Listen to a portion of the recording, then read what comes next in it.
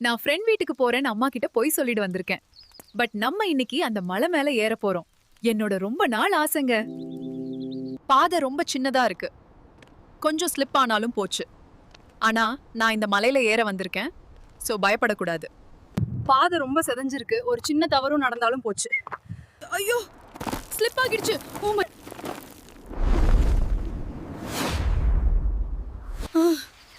கை உடைஞ்ச மாதிரி இருக்கு.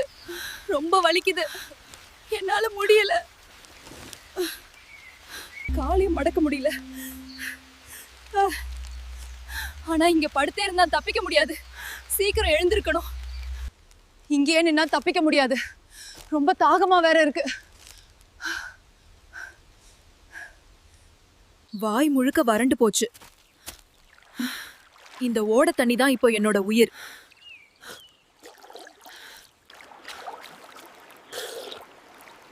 ராத்திரி பாதுகாப்பா தங்கறதுக்கு ஒரு டென்ட் அமைக்கணும். ஆனா உடம்பு சோர்வா இருக்கு. வேற வழி இல்ல, பண்ணிதான் ஆகணும். காற்று ரொம்ப அதிகமா இருக்கு.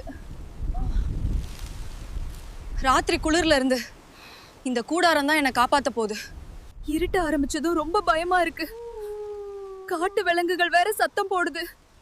நான் என்ன பண்ணுவேன் தனியா இங்க? இது என்ன சத்தம்? மிருகமா இல்ல, காற்றோட சத்தமா? எதுவா இருந்தாலும் சமாளிச்சுதான் ஆகணும். வேற வழி இல்ல.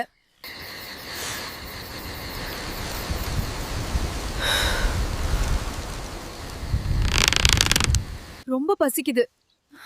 நேத்து நான் ஒண்ணுமே சாப்பிடல. ஏதாவது கொஞ்சம் உணவு கிடைச்சா நல்லா இருக்கும். இங்க காளான் இருக்கு. இது பாதுகாப்பானதான்னு தெரியல. ஆனா உயிரை காப்பாத்தணும். 2 மட்டும் சாப்பிடுறேன். பேஸ் கேம்ப் போகணும்னா மலை மேல போகணும். இந்த நிலைமையில எப்படி இந்த வேர்களை புடிச்சு மேல ஏறுறது? கடவுளே, இதுதான் கடைசி முயற்சி. உடம்பு கைவிட சொல்லுது, ஆனா மனசு முடியும்னு சொல்லுது. ஒரு வழியா மேல வந்தாச்சு. இங்க ஒரு சைன் போர்டு இருக்கு.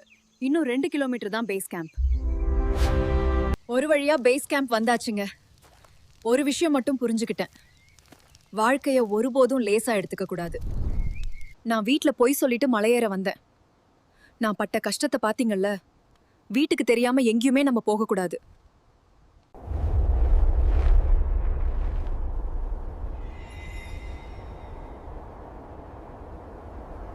அனாமிகாவை பிடிச்சிருந்தா வீடியோவை லைக் பண்ணுங்க, ஷேர் பண்ணுங்க, சேனலை சப்ஸ்கிரைப் பண்ணுங்க, கூடவே பக்கத்துல இருக்க பெல் ஐக்கனை கிளிக் பண்ணுங்க. நம்ம சேனலுக்கு சப்போர்ட் பண்ணுங்க.